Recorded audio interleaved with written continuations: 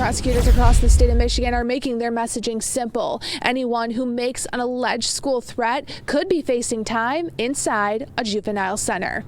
There's no TikTok, no social media, no Facebook, no Instagram, no use of their cell phones. Their cell phones are locked away if they're here or they stay with their parents. A strict schedule and very limited freedoms is what is expected inside juvenile facilities.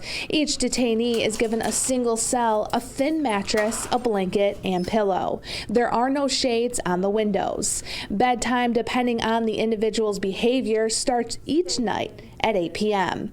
TV time is also very limited. What's a typical day here? They receive breakfast. If they have medications, we will dispense their medications to them. They attend school. They're required to attend school. And we go to the gym or outdoors so that they have some physical activity. There may be court hearings going on. They may have nurse visits to meet with. We have an immunization clinic. We have a dental bus that comes out here. So there's different things on different days. When a minor arrives for intake, they are searched for any weapons. They take a shower and change into a uniform and Velcro shoes, each given a comb and toothbrush. Each person arriving at the juvenile home for various offenses.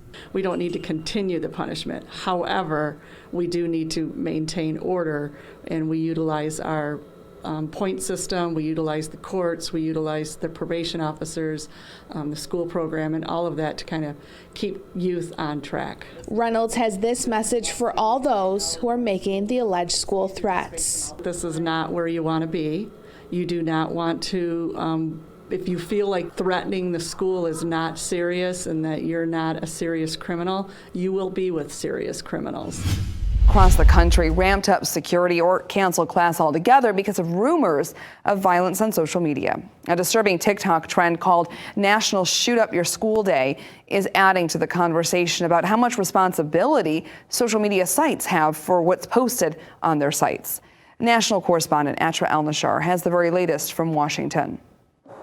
Just before winter break, the nation's schools are on edge, reacting to posts warning of violence on December 17th. This message going out to parents in Palm Beach County, Florida. School police are fully aware of a TikTok trend, which did not originate locally, but is causing concern.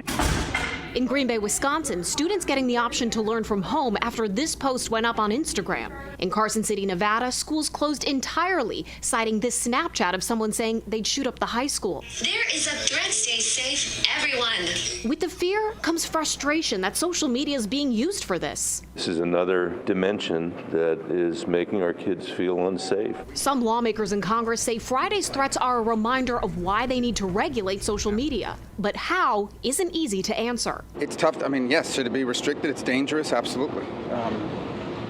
It's just hard. It's like playing a game of whack-a-mole.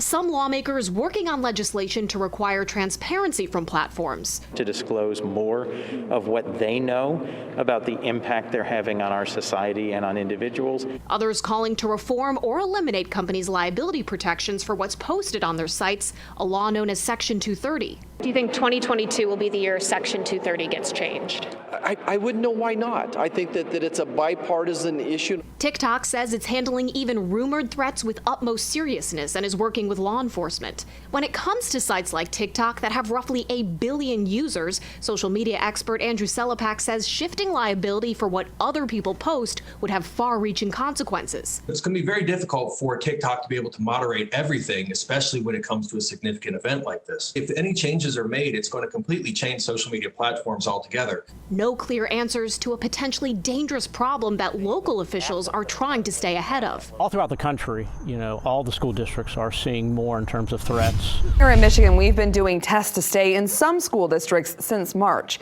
In Genesee County, they are continuing that test to stay program, but also lifting their school mask mandate soon. Mid-Michigan Now's Courtney Bennett joins us now in the studio. And Courtney, I do understand that the department issued specific guidance after the mandate for the masks is lifted in the schools. Stephanie, that is correct. This guidance from the health department gave 2 toolkits to schools. The 2 toolkits offer guidance for schools with universal masking and schools who decide to drop their mask policy. Both toolkits were updated on December 8th. The health department tells me these toolkits offer schools who do not require masks the most mitigation measures for students and staff. Right now, based on the data from the state of Michigan, K-12 settings continue to be the places with the largest COVID-19 outbreaks. According to the guidance, schools without a mask policy can allow an asymptomatic student exposed to COVID-19 in school if the student is vaccinated. If the student is fully vaccinated, they can monitor their symptoms for 14 days after their exposure. They can participate in the Test to Stay program, which has them test once on day 3, 4, and 5 after they've been exposed. If a student is exposed and unvaccinated, the student should not remain in school and should quarantine at home for 10 days following the exposure. They can come back to school on day 10 if they do not have any symptoms. They can come back to school on day 8 if they test negative and do not have any symptoms. I asked the health department if lifting this mask policy will increase cases.